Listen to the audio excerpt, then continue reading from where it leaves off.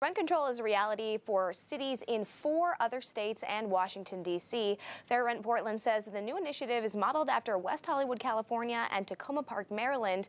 Those ordinances have been in place for 30 years. Fair Rent Portland says both cities were able to relieve the housing crisis while supporting long-term development.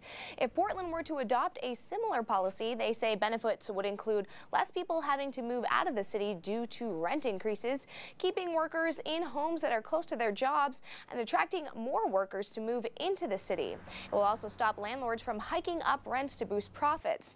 On the other hand, the group Say No to Rent Control says a freeze on rent sounds like a nice idea, but it has consequences. They say landlords will be less motivated to repair and update old apartments because costs won't outweigh the benefits.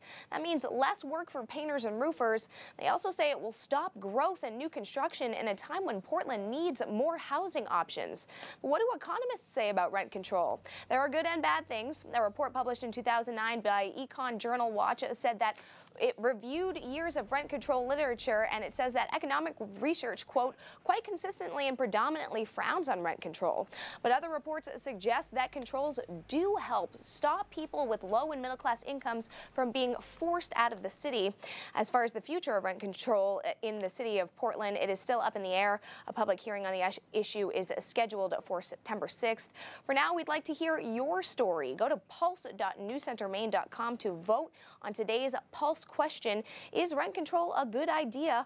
Or select the Pulse question on our mobile apps. And as always, you can comment on the conversation that we've already started on our Facebook pages.